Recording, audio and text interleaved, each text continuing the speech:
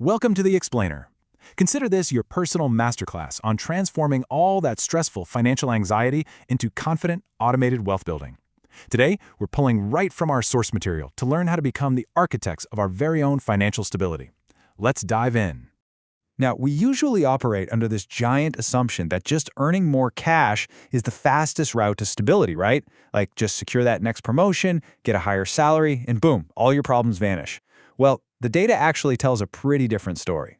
$150,000. It's kind of painful to admit, but you can literally make $40,000, $80,000, or even $150,000 a year and still find yourself totally trapped living paycheck to paycheck. Because true financial stability, it's not just about how much money you make. It's entirely about what you keep, how you manage it, and what you do with it over time. I mean, think about it. If your financial bucket has a massive hole in it, pouring more water in isn't going to fix a thing. So to fix that hole, our source material breaks this financial house blueprint down into 5 highly achievable pillars. Number 1, laying the financial foundation. Number 2, building your financial defense. Number 3, growing your earning power. Number 4, long-term wealth generation. And number 5, the automated money system. All right, let's kick things off with Pillar 1, laying the financial foundation. The groundwork here starts with one absolutely undeniable rule. You cannot control what you don't track. You know, most of us know exactly what our monthly salary is, but we have absolutely zero clue where it actually disappears to by the 30th of the month. It's those $7 morning coffees, it's the streaming subscriptions you swore you'd cancel, or those 2 a.m. online impulse buys you definitely didn't need.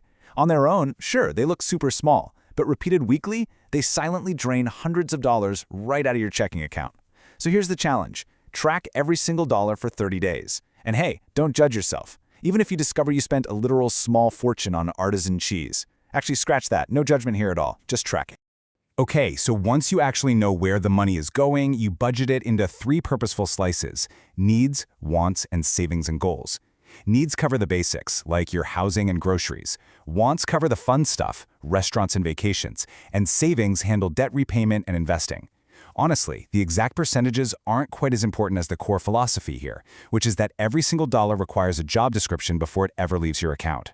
Now, there is a massive mindset shift required to make this work.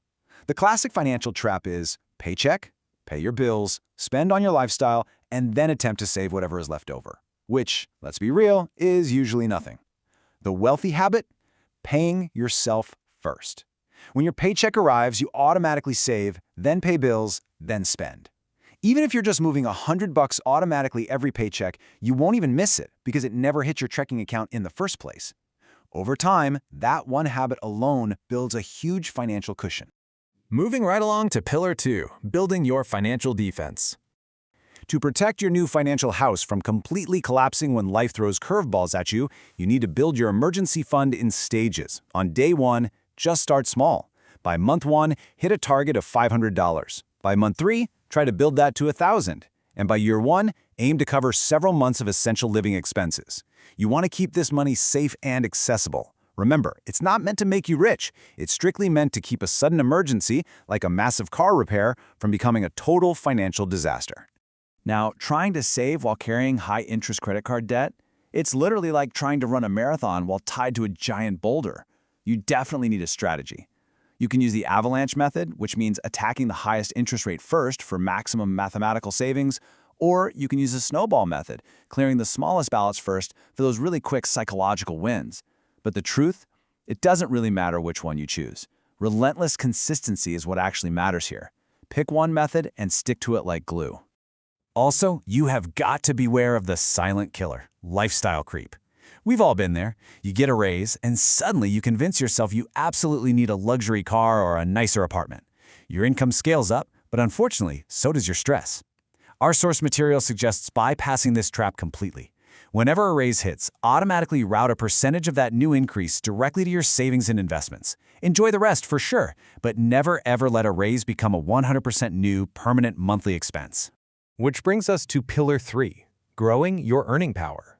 Because, hey, we can only cut expenses so much, right? You see, your biggest financial asset isn't actually your house. It's your earning power. Whether it's data analysis, sales, technology, digital marketing, programming, design, project management, or the skilled trades, you really don't need to exhaust yourself juggling 5 chaotic side hustles. That's a quick recipe for burnout. Instead, pick just one high-value skill from the source material that genuinely aligns with your interests and ruthlessly focus on getting great at it. That deep focus, that's going to yield vastly better long-term returns.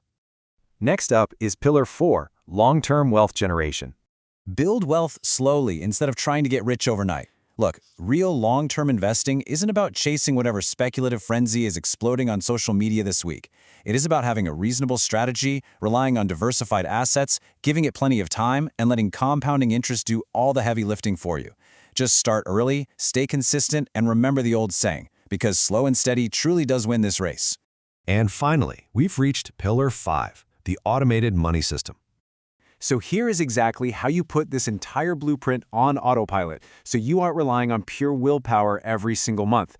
The exact second your paycheck hits your account, the machine should take over. Step 1, automated transfers cover your essentials, like rent. Step 2, a portion automatically hits your emergency savings. Step 3, automated payments attack that high-interest debt. Step 4, contributions flow straight to your long-term investments. And Step 5, whatever is left over, that is yours for completely guilt-free lifestyle spending.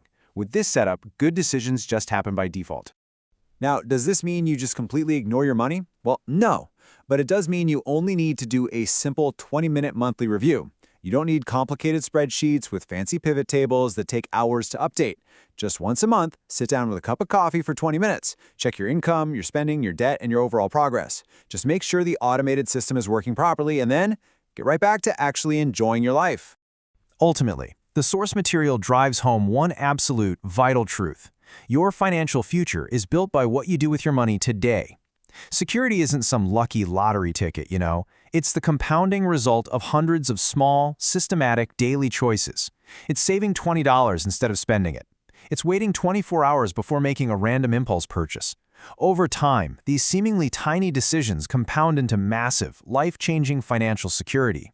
Track your spending, create your budget, automate your savings. Start today. You honestly don't need to be financially perfect. You really just need a slightly better system than you had yesterday. So I'll leave you with this question. What if true wealth isn't actually about the size of your paycheck, but the efficiency of your system? If you automated just one of these steps today, where would your financial house stand in 10 years? Think about it.